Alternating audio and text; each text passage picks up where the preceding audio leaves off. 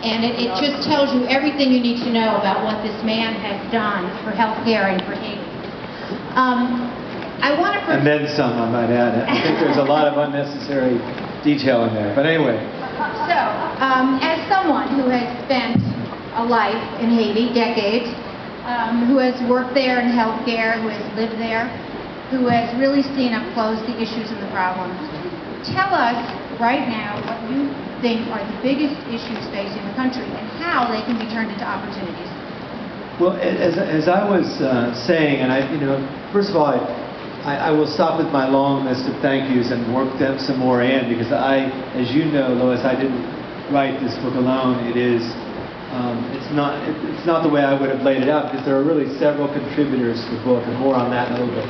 But the biggest, as I was saying, perhaps somewhat cryptically, every doctor, I think, or nurse working on, or social worker, just to say provider, if you're working in a hospital, and I think President Martelli would be glad to know, it's not that we're going to build a hospital.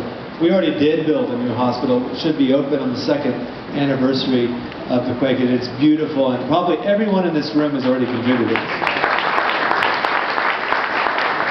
But when we inhabit those facilities or clinics, no matter how beautiful, and this one will be a winner, we all know that the biggest problems facing the patients we see and their families is really, it's really economic in nature, as has been said and will be said.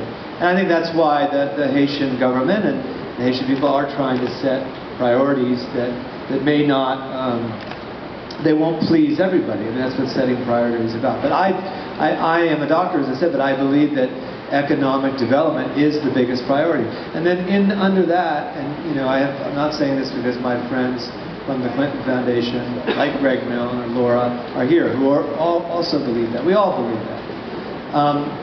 But under that rubric, I would say infrastructure is an enormous challenge still. Housing may be number one, but again, how are you going to choose between housing, sanitation, roads? And I think the answer to that rhetorical question is we shouldn't have to rank those as competing priorities.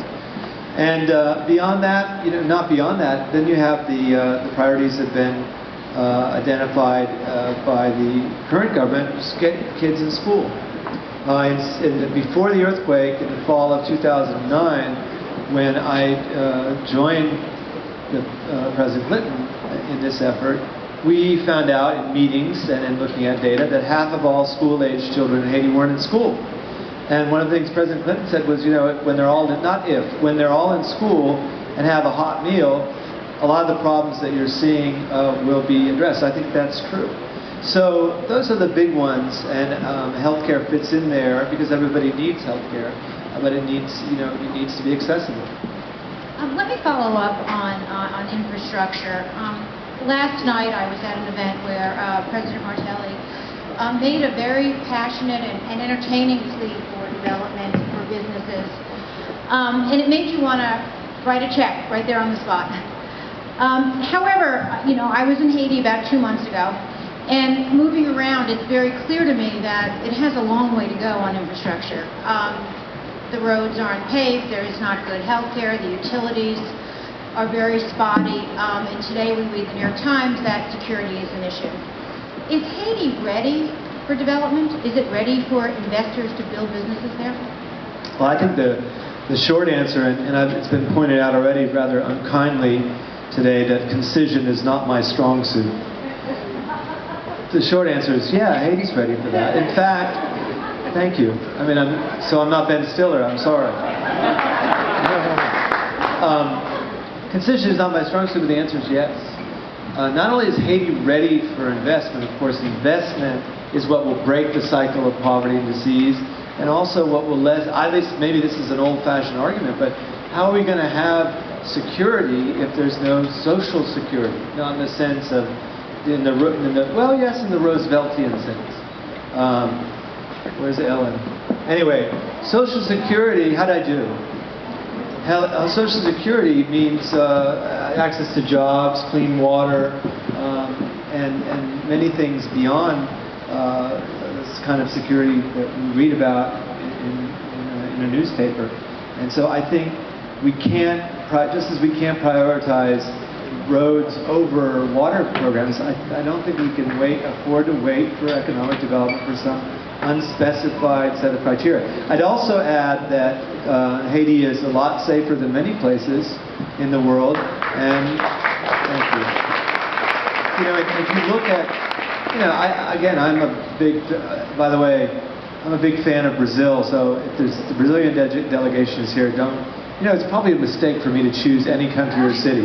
But I would say Haiti would compare favorably to big cities, Port au Prince to big cities anywhere in terms of security.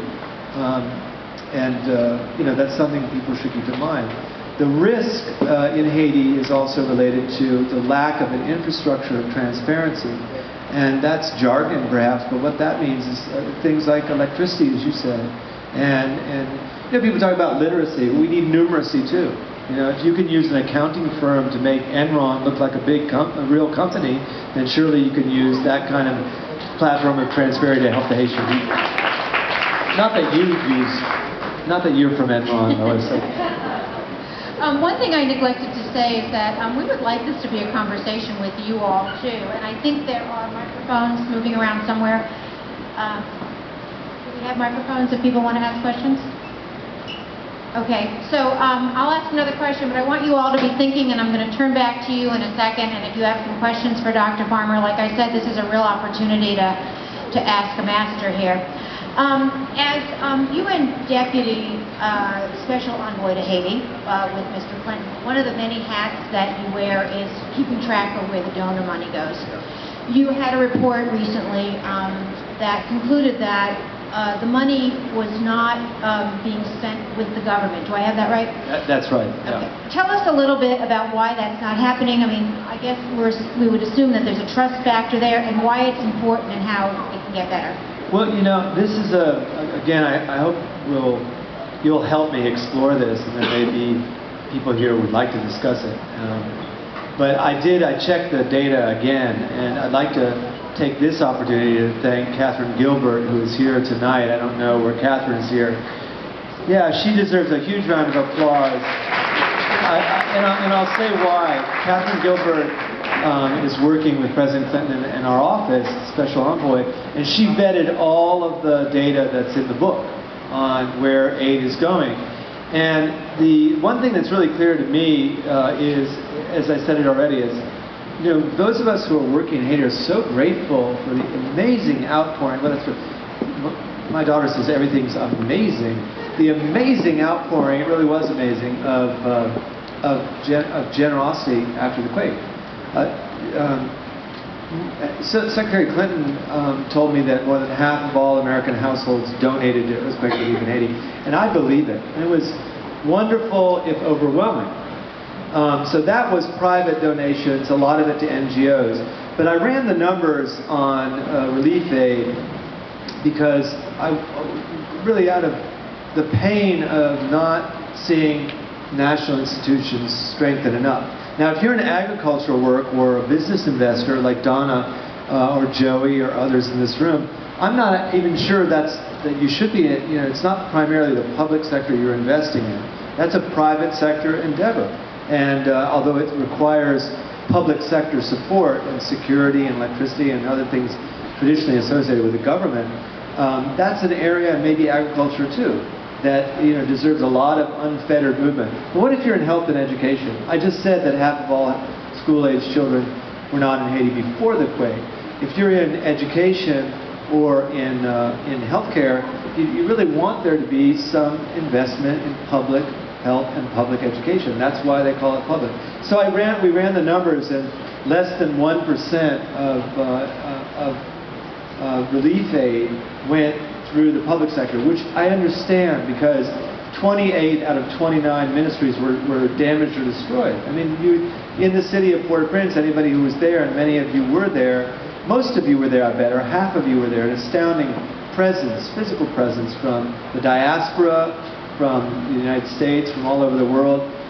There are people here tonight from all over the world. I'm particularly proud that there are so many Norwegians present. I think half the population of Norway was here. That's to say thank you. Yes, applaud the Norwegians. And I just want to say, that since you're here, that the kind of example that Norway sets, by the way, in terms of generosity to overseas assistance and development, is really something we can learn from. So back to the numbers, I get it why it was less than 1%, because you look around you and the ministries of health. Ministry of Health, I just saw a guy, the guy whose hand I shook, Dr. Timothée. His position is the equivalent, say, of the head of Health and Human Services. He's the lead technocrat for the Ministry of Health. I've been working with him for at least 20 years, if not more. And here's a guy, for example, along with his minister and the people in the ministry, their office was completely destroyed. I mean, just flattened. You'd drive by it, and there would be, first of all, the building is clapped, but also all their records and papers spilling, and of course, the bodies of their colleagues killed. So you can see why it was hard to invest in the public sector there. That's the point. But when does the difficulty give way to something else, which is not enough investment? So I'm just saying 1% is nowhere near enough. And that's in direct relief. Reconstruction is even more critical, that we find good ways to work with the government of Haiti and to rebuild, especially again, public health, public education, telecommunications. The CEO of the largest telephone company in Haiti is here today, Dennis O'Brien, an amazing man. I don't know if he's still here. He has donated, enormous amount of his treasure, and the company has been terrific as well. Digicel, it's called. We need more of that kind of civic-minded investment in public and private institutions. Could the NGOs be doing more to help the government put a structure in place to handle the money? I mean, part of what we read and what we hear is that they just can't absorb all that aid. I mean, they don't have, still, as you said, the organizations were destroyed, the offices. I mean, could the NGOs be doing more to help them put structures in place to spend the money? And again, I think the short answer is yes, we could be doing more. After all, I'm mounting a critique of the NGOs as someone who works in an NGO. I've never worked in the government in the United States or Haitian government, and this argument, or Rwandan government, this argument is based purely on principles, and principles that my colleague Abby Gardner and many of us, I think all of us with the Office of the Special Envoy, Partners in Health for years, have been calling for accompaniment as an alternative to traditional development models. We've been meeting with governments. Could you explain what accompaniment is? Well, I'm going to try. It's a very, I said it's funny you should ask those, because we have a small brochure we had printed yesterday about accompaniment. Because it's a tricky concept. My closest friend and I guess Chief of Staff and many other things, Jenny Block, is here tonight. She's a theologian. When I was thinking about working in Washington, it was noted by an American official that most people were thinking about working in the government came to Washington with their lawyers, but I came with a theologian. Jenny, I don't know where you are. There you are. So Jenny, thank you, Jenny. Thank you, Jenny, for all you do to teach us about accompaniment. Jenny is, as I said, a theologian, but she talks about her work as the ministry of showing up. And you don't read that, you don't learn that at the Kennedy School, do you? Although I gave the graduation speech last year at the Kennedy School where you went, and the name of my talk, which was, to my astonishment, published in foreignaffairs.com. So if Gideon Rose is here, next time I want to make it into your hard copy. But they published it, and it took me thousands of words to say what I thought accompaniment was. But it comes from the Latin for walking together with someone, or literally breaking bread with someone. And I think those metaphors are powerful, walking with someone. And that's why we started this evening with, I think, a beautiful video about two patients of ours who not only did they survive a great deal of trauma, they lost their limbs. One girl, young woman, both of her limbs, the other, her right leg above the knee. Not only did they survive, and what a wonderful pair those two are. I met them shortly after the quake. And not only they get fitted with prostheses, they get them through many partners, but they began working with other disabled people, and that to me is accompaniment. So I've already said that concision is not my strong suit, but I do believe that this is a flexible term, but one which has, if I may, and I think my colleagues would agree with the metaphor, it has legs, just like they do. So thank you, Jody, and thank all of you for being our accompagnateurs.